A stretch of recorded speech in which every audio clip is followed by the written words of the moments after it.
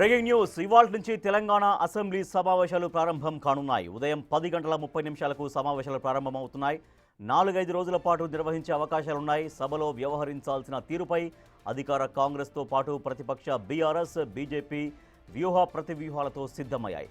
కాళేశ్వరం ఎత్తిపోతల పథకంపై justice PC Ghosh commission ఇచ్చిన నివేదికను అసెంబ్లీలో ప్రవేశపెట్టడంపై ప్రభుత్వం ప్రధానంగా దృష్టి కేంద్రీకరించింది.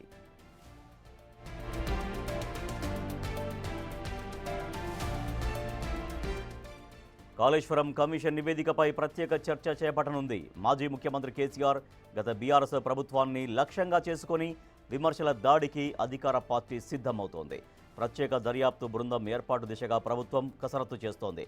మరోవైపు కాళేశ్వరం ప్రాజెక్టుపై అధికార పక్షం నుంచి ఎదురయ్యే విమర్శల దాడిని తిప్పికొట్టేందుకు బీఆర్ఎస్ కసరత్తు చేస్తోంది.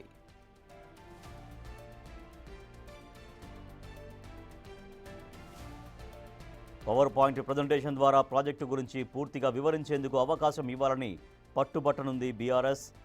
ఇంకోవైపు కాళేశ్వరంలో అవినీతిపై విచారణను సీబీఐకి అప్పగించాలని బీజేపీ డిమాండ్ చేసే అవకాశం ఉంది.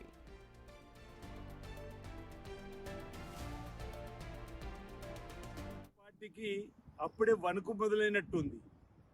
మా స్పీకర్ గారిని కలిసి రేపు అసెంబ్లీలో జరిగేటువంటి సందర్భంగా పీపీటీ ద్వారా మాకు కూడా మాట్లాడే అవకాశం ఇవ్వాలి కాళేశ్వరం పైన అని.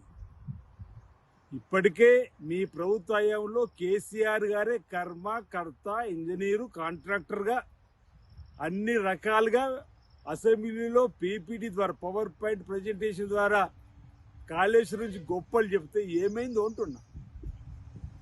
మీ హయాంలోనే కట్టిరు, మీ హయాంలో కుంగిపోయింది, బొంగలు పడ్డే కదా. ఈరోజు సుందిల్లా అన్నార బొంగలు పడిపోయాయి.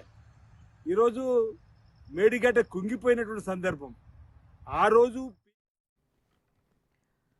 తొలి రోజు ఉభయ సభల్లోనూ సంతాప తీర్మానాలు ప్రవేశపెడతారు. ఇటీవల మృతి చెందిన ఎమ్మెల్యే మాగంటి గోపీనాథ్పై అసెంబ్లీలో, మాజీ ఎమ్మెల్సీ మాగం రంగారెడ్డిపై మండలిలో సంతాప తీర్మానాన్ని ప్రవేశపెట్టి నివాళులర్పిస్తారు. ఈ తీర్మానాలపై చర్చ అనంతరం సమావేశాలు వాయిదా పడతాయి. అసెంబ్లీ, మండలిలో వేరువేరుగా నిర్వహించనున్న బీఏసీ సమావేశాల్లో ఎన్ని రోజుల పాటు సభలను నిర్వహించాలనే దానిపై తుది నిర్ణయం తీసుకుంటారు. డిప్యూటీ స్పీకర్ ఎన్నిక కూడా ఈ సమావేశాల్లోనూ నిర్వహించే వీలుంది.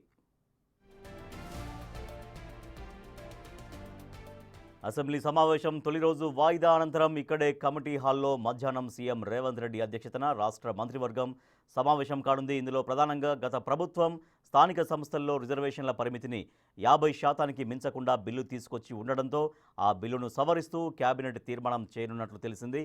స్థానిక సంస్థల్లో బీసీలకు 42% రిజర్వేషన్లపై జీవో విడుదలకు మంత్రివర్గం ఆమోదం తెలపనుంది.